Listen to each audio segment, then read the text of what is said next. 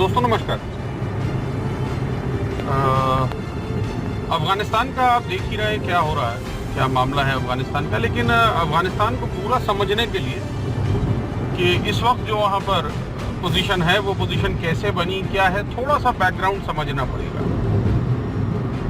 और बैकग्राउंड ये है कि अफगानिस्तान पर किसी ज़माने में,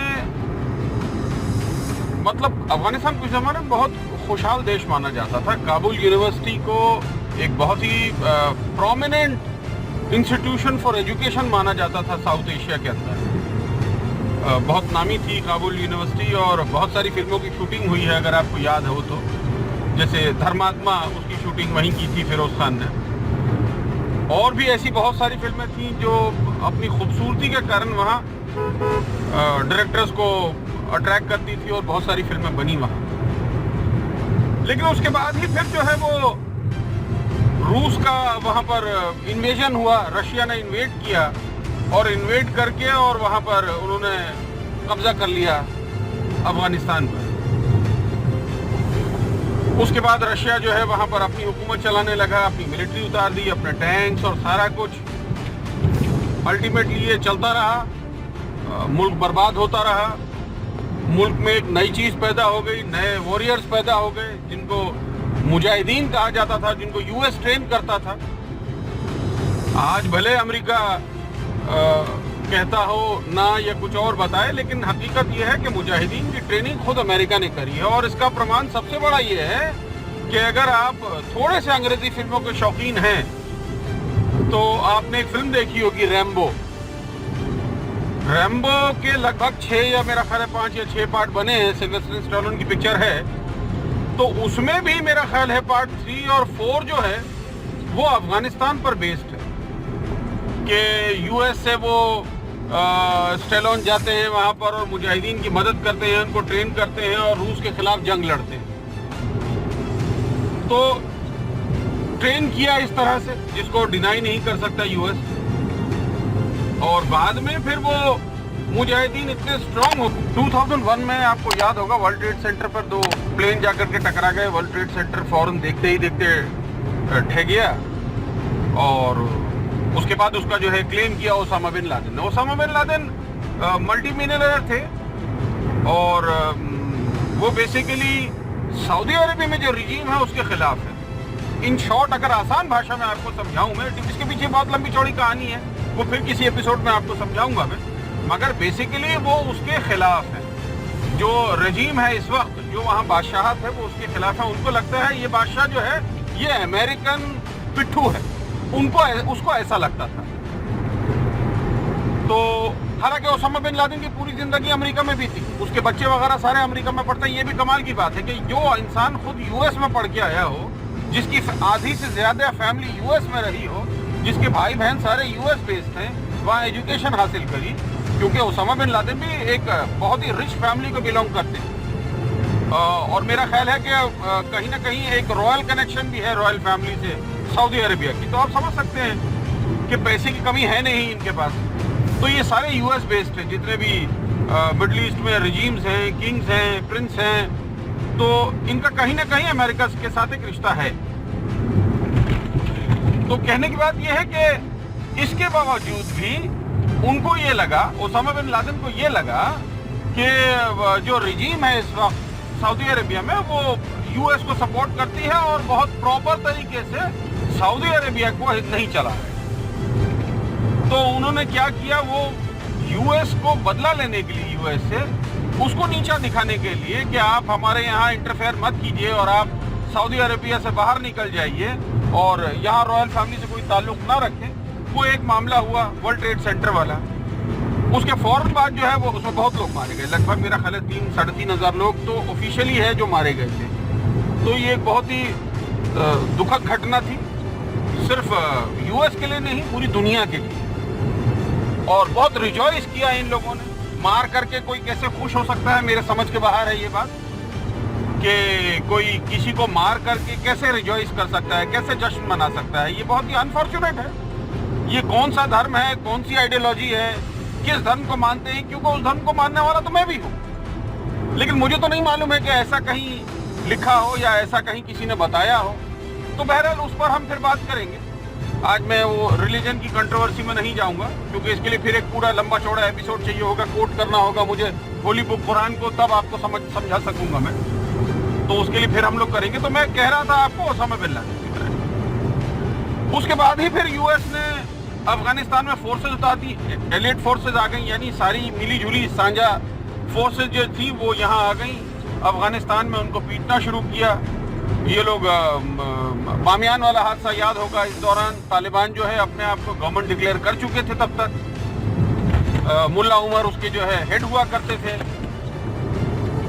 तो ओसामा बिन लादेन को भी उन लोगों ने बुला लिया अफगानिस्तान में, उन्होंने उनको रहने की जगह दी, सेफ हेवन जिसे कहेंगे हम, वो उनको इजाजत मिली वहां रहने की। तो यूएस ने इनसे कहा, जब हालांकि उस जमाने में जब तालिबान अफगानिस्तान पर ऑलरेडी हुकूमत कर रहे थे, तो भले जितनी भी टायरेंट गवर्नमेंट थी, लेकिन फिर भी दुनिया देख रही थी, ऑब्जर्व कर रही थी कि अभी हमारा इंटरफेयर करना ठीक होगा या नहीं होगा, क्योंकि वो कहीं ना कहीं लग रहा था it was an internal matter of Afghanistan. लेकिन वर्ल्ड ट्रेड सेंटर के बाद जो है वो परिस्थिति बदल गई, क्योंकि अब एक ऐसा आदमी को वो शरण दे रहे थे तालिबान, जो आदमी दुनिया का मुजरिम था, जो आदमी ना कि सिर्फ यूनाइटेड स्टेट्स ऑफ अमेरिका का बल्कि पूरी मानवता का मुजरिम था। तो उसको ढूंढने के लिए यूएस फोर्सेज और फिर बाकी लोगों ने मिलकर के, अलाइड फोर्सेज, नाटो, सारा कुछ एक हो गया उस जमाने में, और अफगानिस्तान पर हल्ला बोल कर दिया। अब अफगानिस्तान पर जब हल्ला बोल हुआ तो फिर रिट्रीट होना शुरू हुआ तालिबान का, क्योंकि कहीं ना कहीं आप ऑर्गेनाइज्ड फोर्स से लड़ने लायक तो नहीं है। छापामारी और गोरिल्ला वॉरफेयर एक जमीन पे होने वाली लड़ाई है, जो शायद हैंड टू हैंड में हो सकता है, थोड़ी एडवांटेजेस हो सकती है अफगानियों के लिए, क्योंकि वो लोकल है, वो बेहतर समझते हैं चीज़ों को, लोकल लैंग्वेज आती है, लोकल रीजन का आइडिया है, लोकल क्लाइमेट उनका अडॉप्ट किया हुआ है, जहाँ पर शायद बाहर की फोर्सों को तकलीफ हो सकती थी। लेकिन जब एक फुल फ्लेज्ड वॉरफेयर हो, एक एयरबॉर्न वॉरफेयर शुरू हो जाए आपके खिलाफ, तो फिर वहां पर तालिबान को नुकसान हुआ तो फिर ये सारे छुपने लगे एक एक करके। अल्टीमेटली वो पाकिस्तान के पास भी कोई रास्ता नहीं बचा, हालांकि पाकिस्तान खुल करके तालिबान को सपोर्ट करता था, वहां की सरकार गिराने में उनका हाथ था, जो भी वहां की एक गवर्नमेंट थी उस जमाने में। तो पाकिस्तान को भी अल्टीमेटली बैक होना पड़ा और कहीं ना कहीं ये एक अलाइड फोर्सेस को सपोर्ट करना पड़ा। लेकिन थोड़े ही दिनों में, यानी 2003 में शायद मुझे लगता है, ओसामा बिन लादेन पकड़े गए पाकिस्तान के एबोटाबाद से। पाकिस्तान ही उनको शरण दे रहा था। बताइए कितनी शर्म की बात है कि इधर अमेरिका को आश्वासन दे रहे थे कि हम आपके साथ हैं, हम ढूंढ रहे हैं ओसामा बिन लादेन को, और ओसामा बिन लादेन उन्हीं के जगह से निकलता है, वो भी वहां से जहां से 2-4 किलोमीटर पर मिलिट्री का बहुत बड़ा बेस है, बेस कैंप है। तो बहरहाल यूएस फोर्सेस ने खुद अपना ऑपरेशन किया, अपना ऑपरेशन करके और वहां से उसको पकड़ करके लेके आए, उसको मारा और मार करके उसकी लाश को समंदर में डाल दिया। ऑफिशियली स्टेटमेंट तो यही है, मुझे नहीं मालूम डाला नहीं डाला, क्या हुआ मैं नहीं जानता। इसमें भी बहुत सारी एक कॉन्स्पिरेसी थ्योरीज हैं। कुछ लोग कहते हैं कि मारा नहीं था, उसको यूएस ले गए, वहां उसको रखा। कुछ लोग कहते हैं कि मार दिया लेकिन समंदर में नहीं फेंका। कुछ लोग कहते हैं उसकी बॉडी को म्यूटिलेट कर दिया गया। तो खैर जो भी रहा हो फैक्ट, लेकिन हम ऑफिशियल फैक्ट्स के साथ जाएंगे। ऑफिशियल फैक्ट्स यही है कि मार करके उसकी लाश को पत्थर और जंजीरों से पत्थर बांध के समंदर में डाल दिया। अब आप कहेंगे कि समंदर में क्यों डाल दिया? बहुत लोग ये भी सवाल करते हैं, मुझसे कई बार पूछते हैं कि ऐसा क्यों कि समंदर में उसकी लाश को डाल दिया? वो मर गया था तो खत्म हो गया था मामला, उसकी लाश से क्या मतलब था? तो देखिए, लाश से मतलब ये होता है कि एक ओसामा बिन लादेन एक आइडियोलॉजी को बिलीव करता था और उस आइडियोलॉजी के मानने वाले लोग तो हैं। लोग तो हैं का मतलब ये हुआ कि जैसे तालिबान या जैसे ISIS, तो ये तो उसी आइडियोलॉजी में बिलीव करते हैं जिस आइडियोलॉजी पर ओसामा बिन लादेन बिलीव करते थे। तो यूएस को कहीं ना कहीं लगा होगा कि इसको अगर हम मार करके और बॉडी उनके हवाले कर देंगे तो ये उसको दफना करके उसका मज़ार बना देंगे, एक मौसोलियम बना देंगे, एक बहुत बड़ी ऐसी चीज बना देंगे जो लोग जाएंगे वहां पर और दुआ करेंगे, प्रार्थना करेंगे, फूल चढ़ाएंगे और वो हीरो बन जाएगा। आज से 2 साल बाद वो भी हीरो बन जाएगा। तो उसकी ऐसी कोई जगह मत रखो जहां पर लोग एक्यूमुलेशन हो सके, लोगों का, जहां पर लोग जमा हो सके, जहां उसकी आइडियोलॉजी को याद कर सकें। इसलिए उसको पूरे तौर पर ब्लैंक आउट करने के लिए, वाइप आउट करने के लिए उसको इस तरह से कर दिया गया। तो ये तो हो गई ओसामा बिन लादेन की बात। उसके बाद मुझे लगता है शायद 2006 या 7 में मुल्ला उमर को भी पकड़ लिया था और उसको भी मार डाला कहीं बॉम्बिंग में। तोरा बोरा में सुनते हैं कि वो भी मुल्ला उमर भी खत्म हो गया। तो मुल्ला उमर ही इनके मेन लीडर हुआ करते थे तालिबान के। उसके बाद सारा बागडोर आ गया अल-जवाहिरी के हाथ में। अल-जवाहिरी भी 2009-2010 में अल-जवाहिरी का भी पता चला कि वो भी एक बॉम्ब ब्लास्ट में मारे गए। तो अब यानी कि इनके पास लीडर्स कोई भी नहीं थे तालिबान के पास, और तालिबान लग रहा था जैसे ऑलमोस्ट खत्म हो गया। सच पूछिए तो ना ये न्यूज में थे, ना ये कहीं दिखाई दे रहे थे, कुछ नहीं था। इनफैक्ट पूरा का पूरा अफगानिस्तान जो है लगभग 3/4, अगर अफगानिस्तान का 4 हिस्से करेंगे तो 3 हिस्से जो हैं वो जो इस वक्त गवर्नमेंट थी वहां पर अब्दुल गनी की, एक कुछ लोग उसको कहते हैं पपेट रजीम या जो भी कहें, लेकिन मैं ऐसा आप शब्द का इस्तेमाल नहीं कहूंगा। मैं कहूंगा एक ऐसी सरकार जो शायद लोगों के अच्छाई के लिए काम कर रही थी, लोगों की भलाई के लिए काम कर रही थी। अब्दुल गनी एक एजुकेटेड आदमी, एक पढ़े लिखे इंसान है, और नेतृत्व जो है एक पढ़े लिखे आदमी के होने से बहुत अच्छा होता है। इस बात को तो समझने में कोई, मुझे नहीं लगता कोई बहुत इसके लिए बहुत आपको फिलोसॉफिकल होना होगा इस बात को समझने के लिए। एक अनपढ़ आदमी और पढ़े लिखे आदमी के किसी भी चीज के करने में फर्क आ जाता है। तो अब्दुल गनी मुझे लगता है ठीक ठाक चला रहे थे, पीस भी था, थोड़ी खुशहाली भी लौट रही थी। इंडिया के स्टेक्स बहुत हाई थे क्योंकि वहाँ जो कुछ भी बन रहा है, अब रीबिल्ड हो रहा है अफगानिस्तान में, उसमें 90% काम इंडिया कर रहा है। यानी वहाँ के रास्ते, वहाँ की बिल्डिंगें, इस तरह के बहुत सारे कॉन्ट्रैक्ट, उनकी बिल्डिंगें, पार्क्स, मॉन्यूमेंट्स, बहुत कुछ इंडिया वहाँ पर बना रहा है। और अब हालात भी लगभग नॉर्मल होने लगे थे। लेकिन 2 साल पहले फिर से यूएस में थोड़ी बेचैनी थी। यूएस में बेचैनी इसलिए थी क्योंकि उनके लगभग 2400-2500 जवान उनके मारे गए अफगानिस्तान में, और लगभग 25 से 30 हजार लोग घायल हुए हैं। घायल मतलब ऐसा कि वो जिंदगी भर के लिए अपाहज हो गए, अपंग हो गए। किसी का हाथ हमेशा के लिए चला गया, किसी का पाँव चला गया, किसी को और कोई तकलीफ हो गई, तो 30-40 हजार लोग ये हो गए और 2,500-3 हजार लोग मर गए।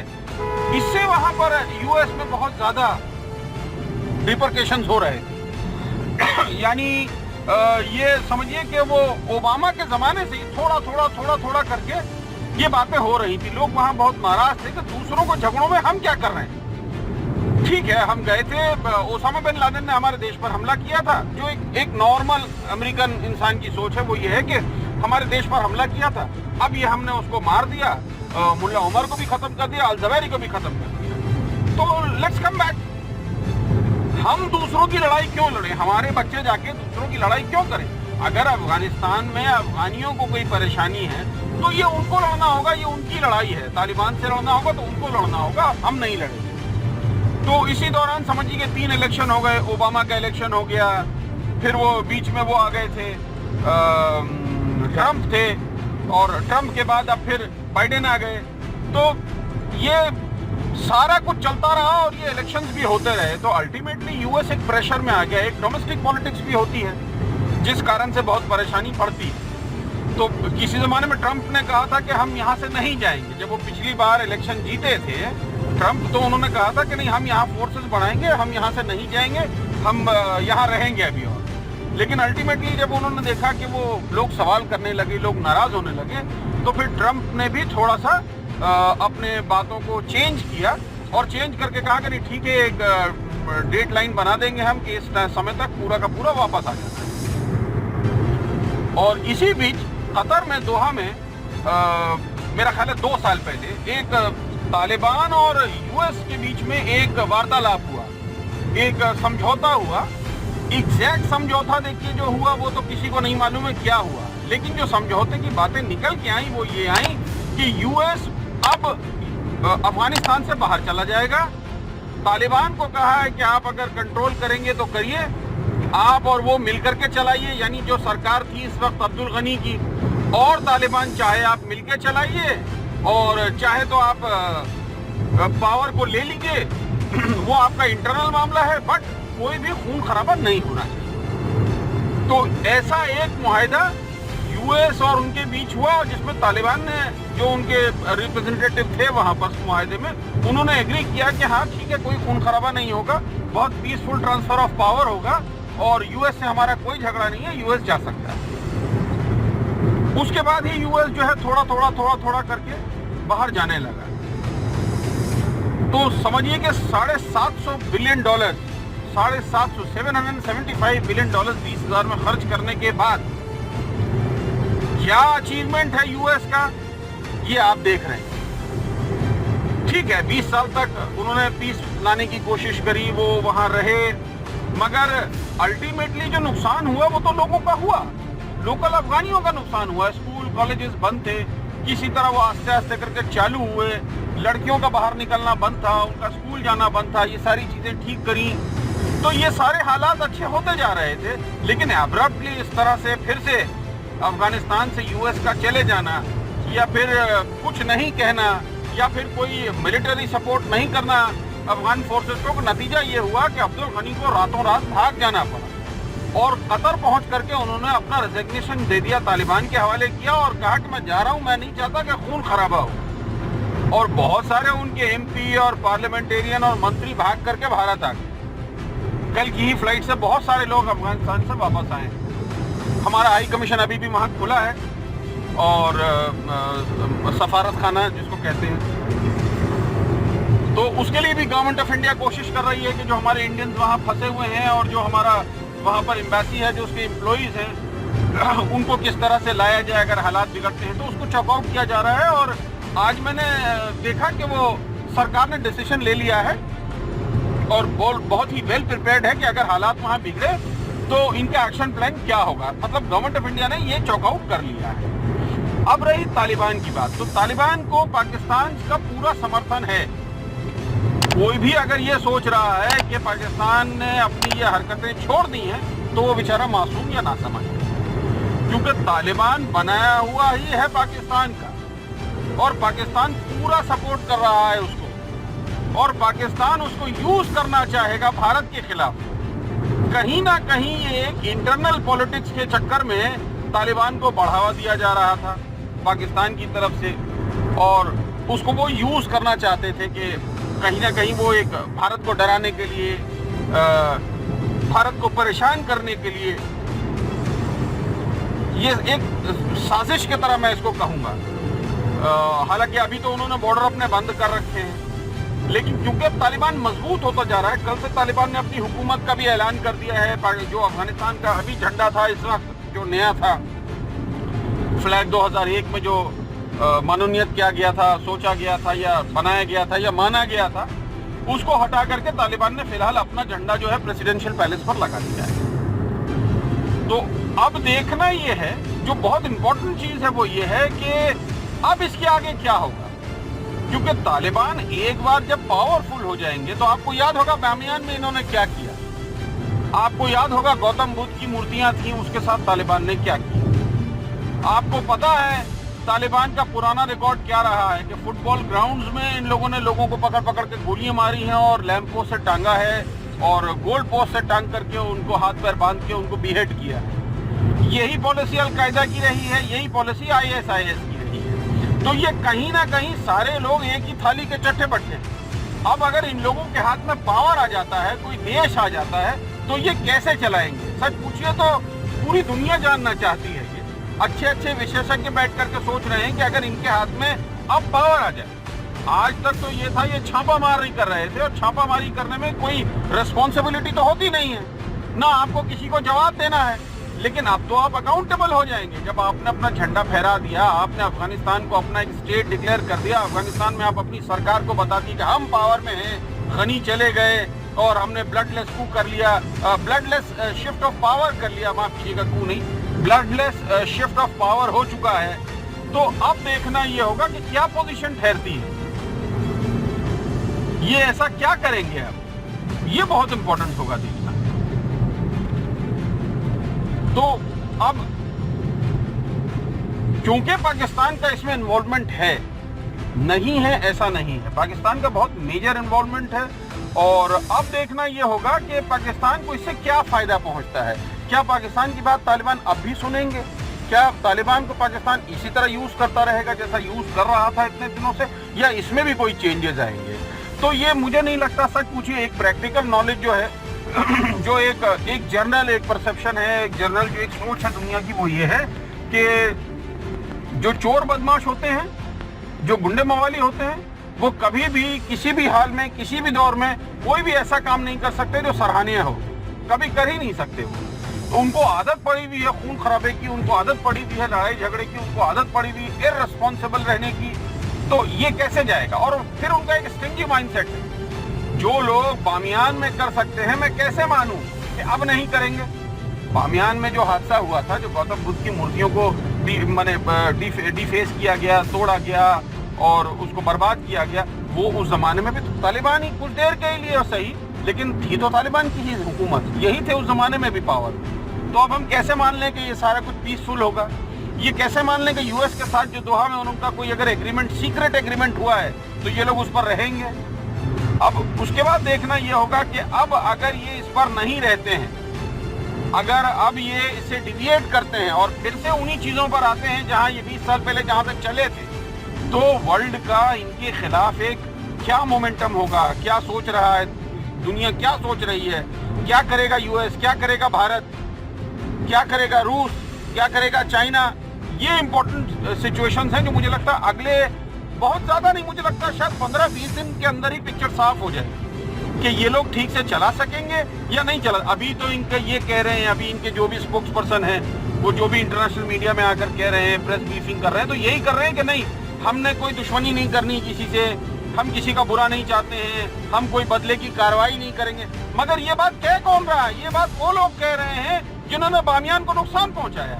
ये बात वो लोग कह रहे हैं जिन्होंने फुटबॉल स्टेडियम्स में, ग्राउंड्स में लोगों का कत्ल किया। ये वो लोग कह रहे हैं जो अभी जब आ रहे हैं जगह जगह हमला करते हुए और जगहों को जीतते हुए, तो वहां पर वो लड़कियों की लिस्ट बना रहे हैं, ये 14 साल 15 साल की लड़कियों की लिस्ट बना रहे हैं, उनको उठवा रहे हैं, उनकी शादी करा रहे हैं जबरदस्ती अपने लोगों के साथ, यानी यंगर तालिबान के साथ, उनको स्लेवरी में दे रहे हैं। तो इस सिचुएशन में ये बहुत इंपॉर्टेंट होगा देखना कि दुनिया इस पर अब क्या रिएक्शन करती है, किस तरह से रिएक्ट करती है, और अल्टीमेटली इसका क्या एक मैं कहूँगा कि एंड होता है। क्या तालिबान सचमुच रूल कर पाएंगे? क्या ये सचमुच रूल करने लायक हैं? क्या ठग्स को पावर देने से वो बहुत महान बन जाएंगे? क्या वो अपनी सारी पुरानी चीज़ों को छोड़ देंगे? तो ये कुछ ऐसे सवाल हैं जो सिर्फ आपके लिए नहीं, मेरे ही लिए नहीं, मुझे लगता है शायद यूएस के लिए भी बहुत बड़े क्वेश्चन मार्क हैं। तो बस यही इस वक्त, इसके बाद फिर आपसे बात होगी किसी और टॉपिक पर, किसी और समय। बहुत शुक्रिया, धन्यवाद।